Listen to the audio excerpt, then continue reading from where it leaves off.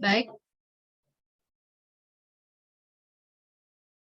selamat sore dan terima kasih kepada rekan-rekan mahasiswa. Kali ini saya akan mempresentasikan materi dengan judul Nilai Moral dan Perspektif THK dalam Cerita Rakyat Sumatera Barat, yakni cerita Malin Kundang, asal-usul Danau Meninjau, dan asal mula nama Nagari Minangkabau. Perkenalkan terlebih dahulu, nama saya Niwayan Sri Darmawati dengan DPK 12 di kelas Denpasar. Terima kasih. Slide selanjutnya. Yang menjadi latar belakang penelitian saya ini adalah kearifan lokal merupakan wujud dari perilaku masyarakat tertentu sehingga dapat hidup berdampingan dengan alam atau lingkungan tanpa harus merusaknya.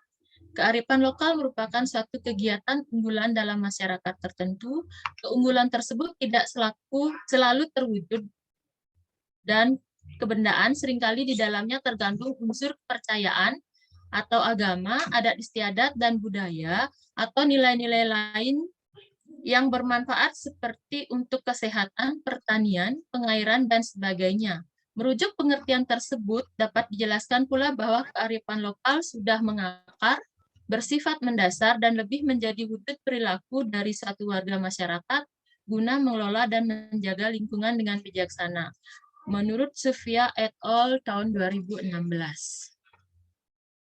Dan selanjutnya.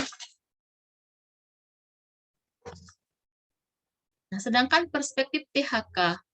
Trihita Karana merupakan hubungan harmonis antara manusia dengan manusia, yang disebut dengan pawongan, hubungan harmonis antara manusia dengan Tuhan Yang Maha Esa atau Parahyangan, dan hubungan harmonis antara manusia dengan alam atau Palemahan. Ketiga unsur tersebut saling berhubungan membentuk keselarasan hidup. Nah, cerita rakyat yang berkembang di masyarakat tentunya memiliki unsur THK atau Trihita Karana. Bagaimanapun juga, konsepsi perkembangan cerita rakyat dalam suatu daerah tak lepas dari nilai moral, kepercayaan, dan tradisi yang berkembang di daerah tersebut. Slide selanjutnya. Tujuan dan metode penelitian. Tujuan penelitian ini adalah untuk mengetahui nilai moral dalam cerita rakyat Sumatera Barat, dan untuk mengetahui perspektif THK yang terkandung dalam cerita rakyat Sumatera Barat. Metode penelitiannya adalah bersifat deskriptif kualitatif dengan studi dokumentasi dan teknik transkripsi. Subjek penelitian ini adalah cerita rakyat Malin Kundang, asal-usul Danau Meninjau, dan asal mula nama Nagari Minangkabau. Sedangkan objek penelitiannya adalah pesan moral dan nilai THK dalam cerita tersebut. Teknik analisis datanya berupa dengan cara pengumpulan data, reduksi data, penyajian data, dan penarikan kesimpulan atau verifikasi. Hasil dan pembahasan. Berdasarkan penelitian dilakukan terhadap 3 cerita rakyat tersebut, yakni cerita Malin Kundang, asal mula nama Nagari Minangkabau, dan asal-usul Danau Meninjau, kita dapat lihat dalam link YouTube sebagai berikut. Selanjutnya, saya akan ceritakan sedikit ringkasan dari cerita Malin Kundang sebagai cerita pertama. Seperti kita ketahui, cerita Malin Kundang ini sangat terkenal di kalangan masyarakat kita, baik di dunia anak-anak maupun dunia dewasa. Ceritanya kurang lebih sebagai berikut. Pada zaman dahulu di sebuah desa di Kota Padang, Sumatera Barat, hiduplah seorang janda bersama anaknya yang bernama Malin Kundang. Mereka hidup serba kekurangan setelah suaminya meninggal. Ketika tumbuh remaja, Malin Kundang meminta izin kepada ibunya untuk merantau ke negeri seberang untuk mengubah nasib mereka. Setelah bertahun-tahun pergi, Malin tak pernah pulang mengunjungi ibunya. Ibunya pun hampir setiap hari pergi ke pelabuhan untuk menunggu kedatangan putra kesayangannya. Sedangkan sang anak di negeri orang sudah menjadi orang kaya dengan usaha dan kerja kerasnya. Dia juga sudah menikah dengan seorang putri raja yang kaya raya dan hidup bergelimangan harta, sehingga Malin Kundang melupakan ibunya yang hidup kesusahan di kampung. Nah, pada suatu hari, Malin dan rombongannya mengunjungi kampung halamannya. Berita baik itu didengar oleh ibunya dan beliau merasa sangat bahagia. Ketika kapal Malin berlabuh, ibunya sudah menunggu di pelabuhan. Dia memeluk anaknya, namun karena merasa malu kepada istrinya, Malin Kundang tidak mengakui ibu yang tua renta dan berpakaian compang-camping itu sebagai ibunya. Dan dia tidak mau menerima pelukan ibunya sekaligus mendorong ibunya sampai terjatuh. Hati ibu yang semula gembira mendengar kabar kedatangan putranya seketika menjadi hancur lebur, mendapatkan perlakuan seperti itu dari putra yang disayanginya. Dan dengan perasaan hancur lebur tersebut, ia mengadukan nasibnya kepada Tuhan dan memohon agar anak durhaka tersebut dikutuk menjadi batu. Tuhan, slide selanjutnya.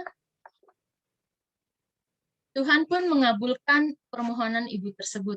Diiringi petir yang menggelegar, akhirnya tubuh Malin sedikit demi sedikit mengeras dalam keadaan terkelungkup atau tengkurap karena memohon maaf kepada ibunya, tetapi sudah terlambat. Dan sampai sekarang, batu yang dipercaya sebagai tubuh Malin Kundang tersebut masih ada di kawasan objek wisata Pantai Air Manis di Kota Padang, Sumatera Barat. Dari cerita tersebut, nilai moral yang bisa kita petik adalah mengenai pentingnya kita menghormati orang tua, terutama pada ibu yang punya tingkatan lebih tinggi dari ayah, merupakan orang yang wajib untuk dihormati, dihargai, dan disayangi dalam keadaan hidup maupun telah wafat. Demikian juga saat kita berada dalam kemewahan, kita tidak boleh menjadi sombong. Menyesal kemudian tiada guna, karena itu baik-baiklah menjaga sikap, terutama pada orang tua kita. Karena bagaimanapun halnya, mereka lah yang menyebabkan kita ada di dunia ini, merawat dan mendidik kita dari dalam kandungan hingga dewasa, terutama ibu. Jadi janganlah durhaka kepada beliau, karena kata-kata ibu adalah doa yang mengiringi langkah kita. Slide selanjutnya.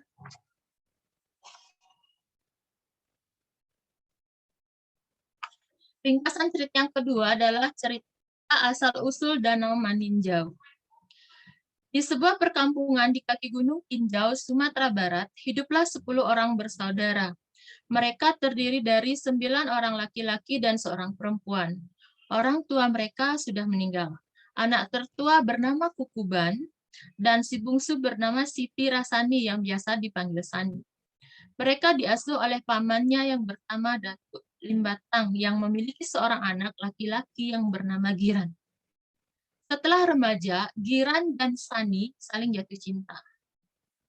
Nah, di perkampungan tersebut memiliki suatu kebiasaan melaksanakan perayaan dengan pertandingan silat, yang dimana perayaan tersebut menyebabkan Kukuban dan Giran bertemu dalam satu pertandingan. Dalam pertandingan tersebut, Kukuban sangat tajam melancarkan serangan-serangan kepada Giran. Namun, Giran hanya menangkis, hingga tiba-tiba Kukuban berteriak kesakitan. Dan ternyata, kaki Kukuban itu patah. Dan dia dinyatakan kalah dalam pertandingan tersebut melawan Giran. Suatu hari, Datuk Limbatang datang ke rumah Kukuban untuk membicarakan masalah hubungan anaknya Giran dengan Sani, adik dari Kukuban. Namun karena dikalahkan dalam pertarungan silat, dia masih dendam pada Giran, hingga dia tidak menyetujui hubungan Giran dengan anaknya. Hubungan Giran dengan adiknya.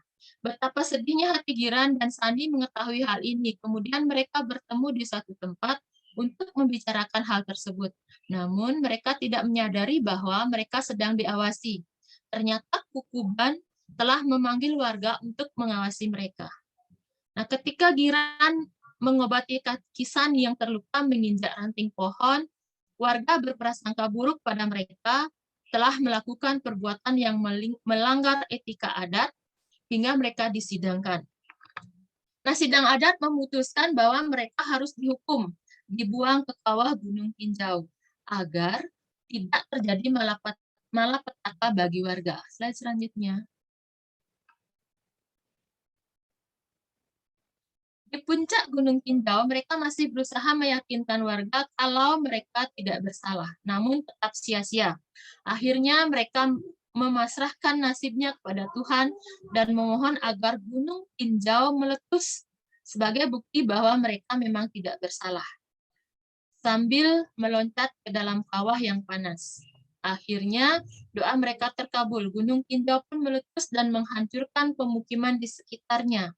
Letusan Gunung tersebut menyebabkan terjadinya sebuah kawah yang menyerupai danau yang kemudian disebut dengan Danau Maninjau.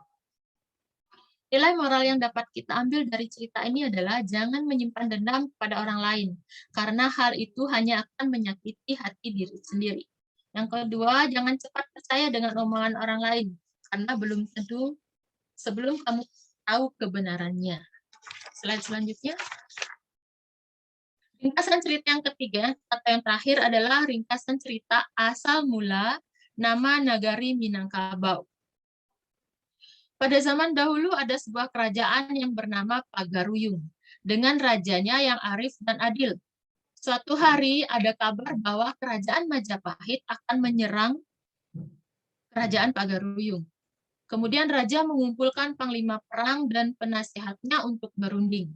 Dari hasil perundingan tersebut mereka mengambil keputusan bahwa tidak akan melawan pasukan Majapahit dengan kekuatan fisik atau dengan berperang. Namun, mereka akan meminta untuk adu kerbau. Dan jika Majapahit kalah, maka mereka harus meninggalkan Pagaruyung dengan damai. Nah, ketika pasukan Majapahit sudah sampai di Pagaruyung, mereka menyambut atau disambut oleh dayang-dayang yang cantik. Suruhan dari putri raja dan hidangan makanan-makanan yang lezat sebagai penyambutan dan menyampaikan keinginan raja untuk adu kerbau. Pasukan Majapahit pun menyetujui, lalu mereka menyiapkan seekor kerbau yang sangat besar dan kuat untuk diadu melawan kerajaan Pagaruyung. Namun, kerajaan Pagaruyung justru memilih kerbau yang masih kecil dan masih menyusu dengan induknya. Anak kerbau itu sengaja dipisahkan dari induknya selama 3 hari, hingga dia menjadi haus. Lalu di mulutnya dipasang sebuah besi berbentuk kerucut dan sangat gencing. Sambil mereka tetap berdoa agar anak kerbau mereka menang dalam pertarungan nanti. Pada saat pertandingan berlangsung, kerbau milik Majapahit terlihat begitu beringas menyerang lawan kecilnya. Sementara itu, anak kerbau milik kerajaan Pagaruyung segera mengejar kerbau besar itu untuk menyusu karena dikira itu induknya. Moncong kecilnya berusaha, slide selanjutnya sisa. Moncong kecilnya berusaha menggapai perut kerbau lawannya hingga perut kerbau kerajaan Majapahit terluka dan akhirnya tersungkur mati. Hal ini diikuti dengan teriakan dari rakyat Pagaruyung, Manangkabau, Manangkabau. Dengan demikian, kerajaan Majapahit dinyatakan kalah dan meninggalkan kerajaan Pagaruyung. Kata Manangkabau dalam bahasa Minang berarti menang kerbau, dan perlahan-lahan menjadi Minangkabau. Nah, rakyat di daerah sana mengabadikan peristiwa ini dengan mendirikan sebuah rumah yang mirip dengan tanduk kerbau yang biasa disebut dengan rumah Minangkabau. Nilai moral yang bisa kita ambil dari cerita ini adalah kejahatan tidak harus dihadapi dengan kejahatan. Kedua, jangan pernah mempertaruhkan sesuatu dengan cara berjudi karena hanya akan merugikan diri sendiri. Slide selanjutnya. Setelah nilai moral yang bisa kita petik dari cerita, sekarang saya akan paparkan perspektif pihaknya. Yang pertama dimulai dari nilai parahyangan. Nilai parahyangan yang terdapat dalam cerita Malin Kundang terbukti dengan adanya kutipan, "Ya Tuhan, kalau memang dia bukan anakku, aku maafkan perbuatannya tadi. Tapi kalau memang dia benar anakku yang bernama Malin Kundang, aku mohon keadilanmu ya Tuhan," ucapnya Pilu sambil menangis. Dalam cerita asal-usul Danau Maninjau, terbukti dari kutipan, "Ya Tuhan, jika kami tidak bersalah, letuskanlah gunung ini sehingga menjadi pelajaran bagi mereka semua." Doa Giran sambil berurai air mata, lalu Sani dan Giran meloncat ke dalam kawah yang sangat panas. Sedangkan dalam cerita asal-usul Negari Minangkabau, terlihat dalam kutipan yang bertuliskan, "Ya Tuhan, berkatilah anak kerbau kami, agar kerajaan ini dapat kami pertahankan." Selanjutnya, nilai pawongan. Dalam cerita asal-usul Danau Maninjau, terlihat dalam kutipan, Sampai kapanpun aku tidak akan menyetujui pernikahan Sani dengan anak engku. Giran sudah mempermalukanku di depan penduduk dan dia akan mematahkan kakiku. Apa yang harus kita perbuat, Dik? Abangmu sangat tidak merestui hubungan kita, keluh Giran. Dalam cerita asal mula nama Nagari Minangkabau, terlihat pada kutipan Paduka, kita tidak dapat melakukan penyerangan yang akan menimbulkan kesengsaraan rakyat. Bagaimanapun, peperangan akan merugikan rakyat kita sendiri, kata penasihat raja.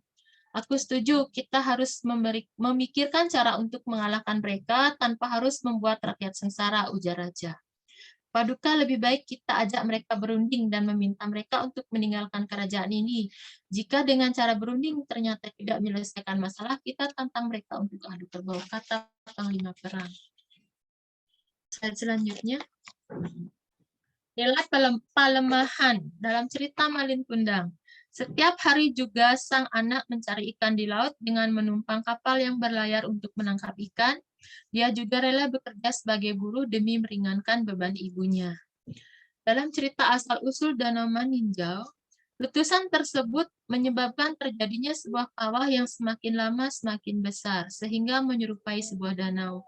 Danau tersebut disebut dengan Danau Maninjau, dan hingga kini masyarakat di sana sangat menjaga kelestarian dan keberadaan danau tersebut. Dalam cerita asal-usul nama Nagari Minangkabau, terlihat dalam kutipan. Akhirnya daerah itu dikenal dengan nama sebutan Manangkabau yang lama-kelamaan menjadi Minangkabau. Dan rakyat di sana mengabadikan hal ini dengan mendirikan sebuah rumah yang mirip dengan tanduk kerbau. Slide selanjutnya.